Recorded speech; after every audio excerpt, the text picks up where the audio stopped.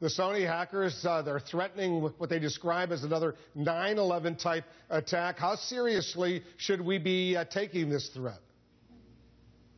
Well, Wolf, we have to take every threat seriously.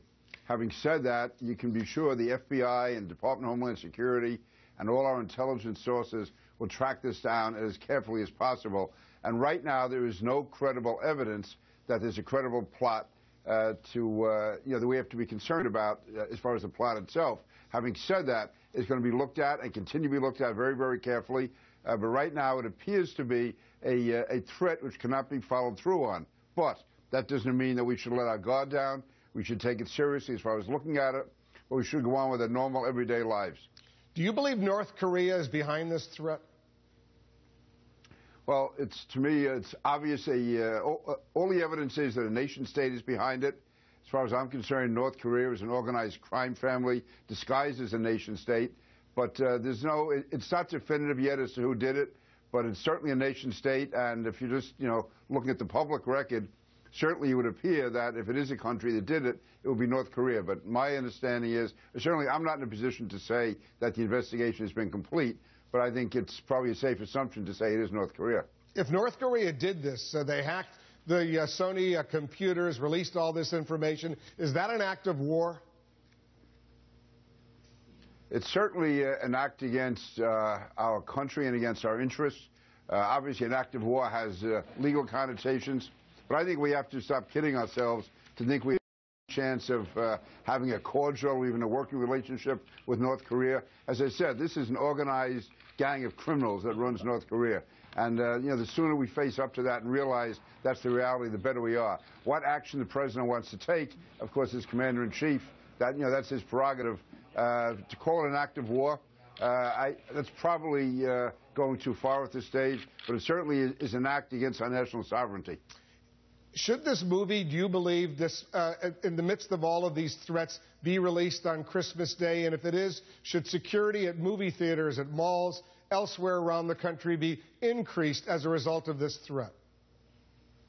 Well, I don't believe we should ever be backing down to these type threats. And as far as the security, I would leave that to the local police and to the theaters themselves as to what they want to do.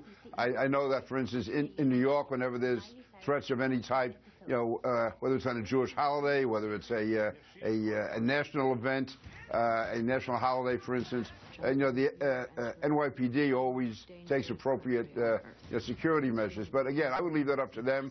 But I think the overriding point has to be, unless we have credible evidence, we can't be giving into these terror threats. Otherwise, they can be threatening us all the time, and they can stop every major event we have in the country. Would you go see this movie with your family? I don't know if I'd go see the movie. I wouldn't be afraid to go to the movie because of the threat. Again, I'm not a big moviegoer. I'd have to see the reviews. Probably I would go now just as an act of defiance, but I'm not a big movie guy. This is a comedy, this movie. It's not a serious film. Right. It's a comedy, but obviously they're taking it very seriously in North Korea. They hate this movie because it shows that the leader, Kim Jong-un, is going to be killed, or at least the U.S. is going to try to assassinate him. Here's the question. Is it appropriate to assassinate a world leader in a comedy, in a film that's a comedy like this one? There's no reason not to do it. I'm not saying it's always good form. I'm not that. To me, if we're talking about, again, the leader of an organized crime country, then I would say that there's nothing immoral or inappropriate about it. But again, whether it is or isn't, the fact is, today in the 21st century, you don't threaten to kill people because you don't like a movie. I mean, back in the 1930s and 40s, Charlie Chaplin was making a fool out of Adolf Hitler.